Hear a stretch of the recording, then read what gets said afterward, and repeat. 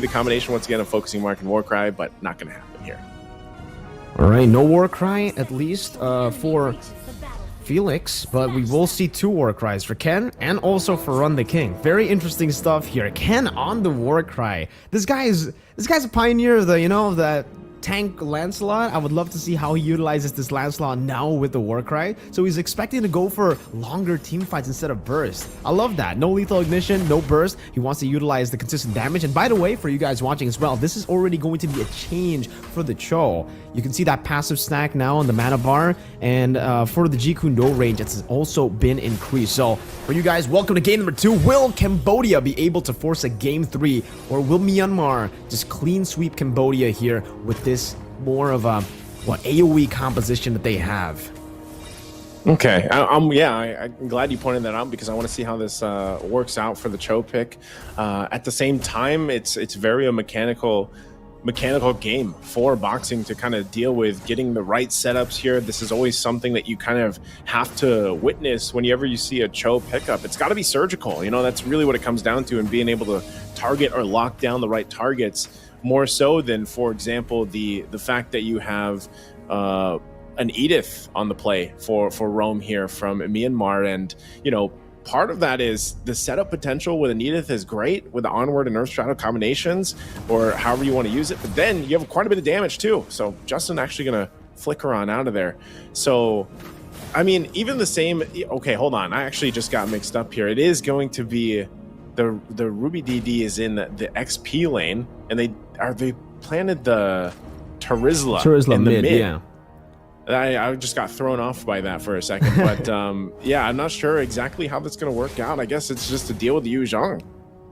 Yeah, at least for Indonesia, we've actually been seeing a whole lot of Terizla mid from one particular blue team, and now it does seem like Lucas wants to go in, but Justin's already rotating down below as well. A fight for level 4 here. If Justin gets level 4, that's a big power spike. Oh, Felix, no Petrify committed. They're just going to go for level 4 here as they set up for the turtle, and it seems like Boxy will be first onto it, but look at the aggro taken away by Zide on that Angela, who also has hit level 4. So for everyone except for Boxy, they're actually all in their power spikes. Yeah, this is a big moment. Dragon form are we going to be used to zone them out a little bit further. First turtle for the fight. Justin looking for his own entry point with penalty zone. It'll be Ken, though, gets the turtle. Can they win the fight? Justin the first one to fall, and now they're going to force them back even further, but they jump it back in. It's Ken that falls next, and Cambodia winning the fight all throughout as 3 bodies fall for Myanmar. Not sure if it's going to be another, but sorry on Felix. Will get stunned, but he's going to be just fine. So Cambodia comes out big with the kills, while Myanmar got the turtle. It started off so good with that steal, right? The puncture straight into the Thorn Rose, comboed in with the Retribution, but then Cambodia, the prolonged team fight of their composition, definitely is better, at least at the start, because the Valentina can also steal the Primal Wrath, and that was the big concern when we saw the Edith pick, right? I mean, the Valentina have so many ults to choose, and in this skirmish, Ruby DD wasn't really able to shred like Ra, your big daddy, can, right? Still very, very funny on that name, man. Shout out to Ra for that name. But we're going back live again. 3-0 start now for Cambodia. It should be really, really good for them, especially for Ra and Felix. They should be able to really force and go for these proactive maneuvers, which they do find comfort in. For Cambodia, at least, they do really well when they do get a way to dictate the matchup. So this time it's already looking really good for them, and Myanmar will have to go back to farming up until maybe Ken finds another power spike to go for. But now Boxy, interesting start there, but for Ken, I really wonder what the item power spike is for the Lancelot, right? Yeah. Is it the War Axe? Is it still going to be waiting for the BOD later on in the Melfic Roar? I am kind of curious about the build path as well, technically, for Ken. Is he even going to go for full tank, or is he going to go for a mix? Maybe a semi-tank build like he's kind of known for?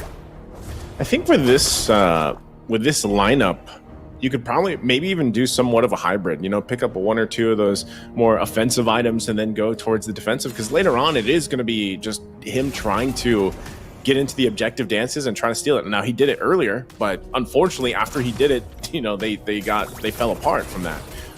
Blazing Duet gonna force a run back, nothing to get the kill there, but meanwhile for the Turtle, once again under the turret, had the Heart Guard, and now Sario and Felix under the fight will be able to get possibly some more sustain out, does get the kill on Justin, and now they're gonna battle out further. Boxing trying to run, has to flicker out. Ken could not get the kill to follow on through, but now Juno part of the fight, forcing them back further. One hit away from the Love Waves, and Zidez does get it before he has to flicker out. 1-for-1 trade across the map. No one to take this turtle just yet. Ken quite low himself in the exchange. Mid lane for jungle. That's actually kind of worth Ken. Oh, Ken? Still able to escape that last bit of damage. Oh, I thought it was going to get him for a second, man. Same. Oh, it looked so scary for Ken, but he's still able to survive there. And for Cambodia, they should be able to utilize now the space, this new information that Ken is very low, to secure the turtle, the second one, for free. And this will only just put them in a better spot. Their snowballing comp is already very scary to begin with. Now the fact that the box shell will be ahead of the Lancelot in XP and in gold, or actually not maybe in gold. Gold maybe still is held by Ken because he was able to steal away that first turtle, but now Lucas in the enemy jungle. Ruby DD. Ruby DD using that Primal Wrath, gonna get stunned a little bit longer. Earth Shatter now can't get away still, just gets trapped in there, trying to walk out of the jungle. Cambodia definitely just punishing where they can and playing around this lead that they have, and that's something too. You can see IESF on the top lane. Looks like they're gonna set their eyes up there towards Run the King, but Boxing is there to help them out. So Sario and Felix is just gonna go ahead and take this turret. First one of the game, gets the first objective for Cambodia. And the way that they've been playing this early game, going into the mid game eventually here, sets themselves up really well to hopefully get them to game 3. But right now for Myanmar, they want to still kind of whittle this away, but it looks like a lot of attention here. Also, big item pickup for Zidez, does get that Flask of the Waste. It's going to help with some of the shielding, of course. Juno, just look at the shots on run, but will not be able to commit to that turret just yet. Yeah, I'd love to see the items here, honestly, right? Because it seems for Juno, he has already taken the Golden Staff. Oh, wait, the Dragon. Oh, Wave the Dragon going to be used, and also the Blazing Duet already utilized. Heart Guard, though, on Juno, and now they still might want to find it out. They're just waiting for some of these ultimates to come down. Lots and lots of ultimates used for that fight with no one to fall. 30 seconds away from this turtle, though. Last one of the game, and Myanmar will just kind of, I guess, play around the fact that they're at a deficit. They don't want to fully commit to a team fight, because if they get taken down, whether it's 1 or 2 members, it does further that snowball for Cambodia. And so far, they've been playing really around it. But the mid lane, once again, Boxy goes in with a Wave of the Dragon, finds the right target as Zidez will go down in the exchange. And now Justin could be next. With the body of Smith, it's not going to be enough, as it's a double for Run the King. And now Cambodia will get themselves another objective, a turtle here. There's not much Ruby DD can do with this, as Lucas secures the turtle. The boxy mechanics, man, shining in game number 2. When they get to a position when they actually can go for these proactive maneuvers, Boxy is just so much scarier compared to last game when he's put on a, kind of reactive roamer. Oh, Ken could be in trouble, gets Retribution, gets slowed down, and now Lucas sits right on top of him with a Run the King, getting the kill. Boxy could be on the hunt once again for Juno. Blazing Duet, there's the penalty zone. Boxy gonna be the one to fall, and now Justin trying to battle it out. They get the Heart Guard on top of Juno, and Lucas could be whittled down and in trouble, but there's the response from Run the King once again, with the Sky Piercer being picked up in the fight. So Myanmar has to back out. It looks like, once again, Cambodia will not let go of this lead. No trades have gone in favor of Myanmar so far in this game. It's all been Cambodia, and it just goes to show you how powerful they are when they are on these kind of picks, when they are able to dictate the pace of the game, when they can stay proactive. And again, they're staying proactive up top. Run the King looking for a gank, but Ruby DD will be able to back away, getting that onward back again. And so far, Ruby wants to go for fight, huh? Ooh. Yeah, I'm surprised. I mean, I feel like he's feeling the slowness of this Edith, not even using that flicker available. So with this, Myanmar is going to find themselves really on the back foot, dealing with this just this power play from Cambodia right now.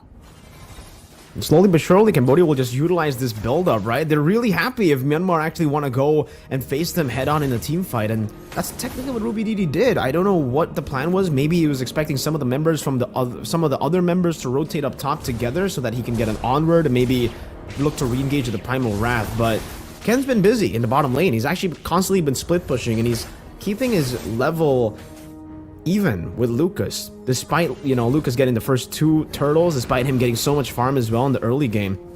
Ken still able to at least withstand that. And another way to dragon. Again with the way of the dragon, gonna wait for that primal wrath. It does get popped, but he can't escape from Run the King, and now Juno on the run. Has the Heart Guard, goes in with Blazing Duet to force Sarium Felix back. Justin also in trouble. Run the King won't use the pounce, but they'll find the next kill as Ken drops the 2-for-1 trade. Cambodia once again will get the advantage for this next objective, the Lord take. Now it's dominant for Cambodia. Now they should be able to just completely steamroll through. They get the first Lord for free. There's no way that Myanmar can actually go for the contest right now. And for Ken as well, the fact that he was able to get that even lead, but not able to really enter any of these skirmishes, it's just going to be tough for Myanmar. Cambodia will take control fully of this game now, and this is where you want to see the Roger. In game number 1, we were talking about how the Roger, we didn't really get to see all those resources placed onto him. We didn't really get to see that snowballing from Run the King. It's completely different here in game number 2 with him on the snowball, him getting that Sky Piercer. It'll be very, very scary. A great Dragon Spear too. In the 10th minute of the game, we have 4 items for Run the King, and I think that name fits into his playstyle, into his standing now in game number 2 perfectly. He definitely is the king. He can call the shots and he can go in whenever he wants. Looks like they might want to go in here again, forcing the fight. They're going to clear the waves though just fine. They still have to deal with this Lord pushing on top side for Cambodia. Myanmar holds on the best they can, and no flicker available for Justin just yet, or Ruby DD. So this is a little bit difficult for them to kind of force a fight, or at least be on the defensive with their initiations. And right now, there's the Lord making its way. Tier 2s are all down except for the bottom lane. And now the shields pop. Dragon Form going to be used as well. Boxy gets forced out of the base here, but Ruby DD jumps in with a Primal Wrath, holding on to the turret the best they can. They got to get rid of the Lord. They are going to hold on 1 HP to the top base turret. No one falls in the exchange on either team. So Myanmar, despite being down 8,000 gold, will hold on at least for that first Lord play from Cambodia. It's still devastating though for Myanmar, because for Cambodia, the fact that they were almost able to take a base turret, and that being also the far lane base turret, means that it's such a crazy advantage that they have to play with. At this point, I think for the Roger at least, if they can find somehow an angle for him to go for just one more basic attack, they should be able to take that base turret down. Heck, I think even Boxy, if he actually rotates up top, uses the Shenpu into the turret and basic attacks it with the passive, he might get it. Boxy? Oh, just opening up the map a little bit. Not going to go for the full skirmish just yet, controlling the enemy jungle, just like Myanmar did to them in game number 1, but it definitely seems a bit more disciplined. You're Boxy! Oh! Still not going to be able to get the follow-up he was looking for with that Way of the Dragon, but they will pop the Black Dragon too. So still, Cambodia, a lot of ultimates down for that exchange. It might look like Myanmar wants to possibly punish this. Heartguard being hovered over, Ken too. They want to force the fight in the mid lane. Goes in with a Thorn Rose. Looking forward to the Phantom Execution setup. He's already used it. Trying to get away though. Can't escape Ra. And now Sarium Felix will get locked down. Has the immortality. Switches that in. Zidez goes down in the exchange. 2 down for Myanmar. And Run. Making Myanmar run for the hills. But it's just too much. Justin will get taken down as well. It's a triple for Run the King.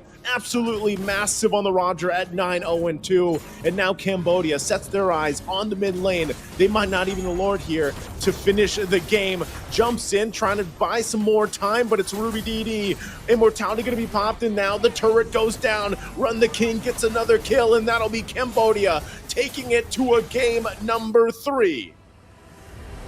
A dominant performance from Cambodia to turn the tides around to secure the